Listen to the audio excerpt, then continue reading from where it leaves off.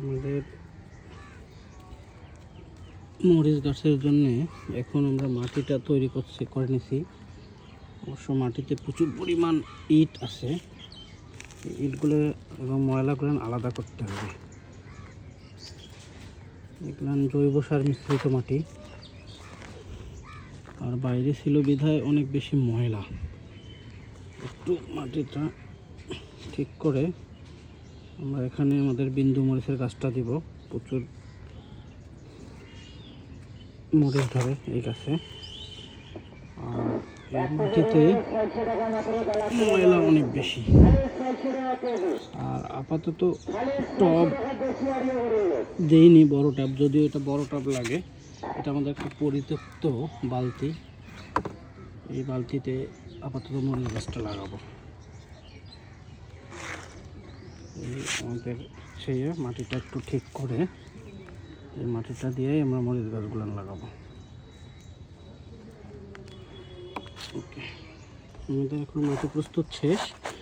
এখন এইটা আমরা এখানে দিচ্ছি, এটাতেই মরিচের গাছটা দেবো।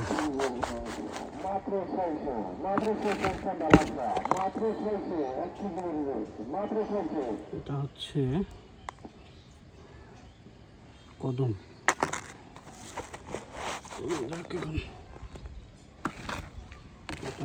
মরিচের গাছ আমরা দেবো।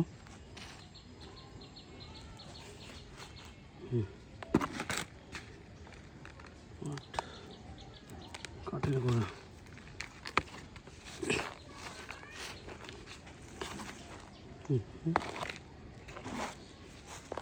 বাকিটা দেখাচ্ছি আবার।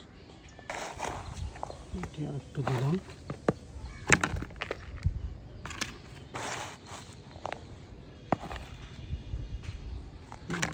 মোটামুটি দেওয়ার পর মরিচের গাছটা দিলাম। মরিচের গাছটা একটু নিয়ে এসেছিলাম, এটা দেওয়া শেষ। ঢেকে দেব।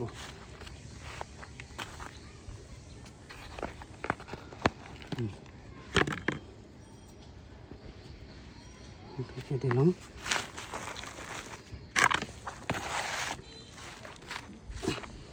একা একাই ভিডিওতে একটু কষ্ট হচ্ছে।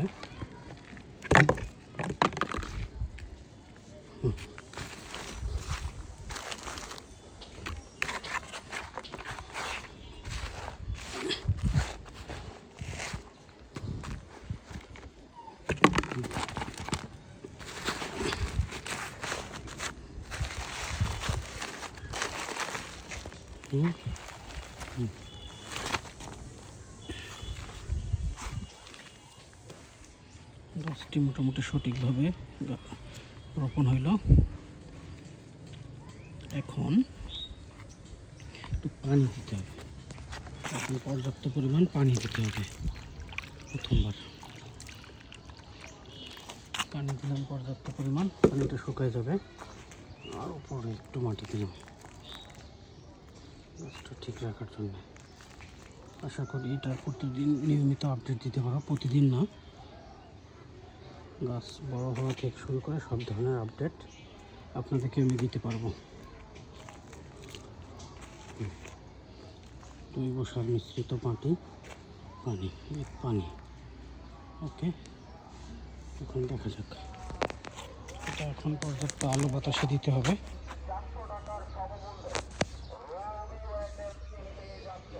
এই হচ্ছে আমাদের কাজ। যথেষ্ট করে আমরা এখন এখানে দিয়ে দিছি গাছটা। এটা হচ্ছে বিন্দু মরিচ।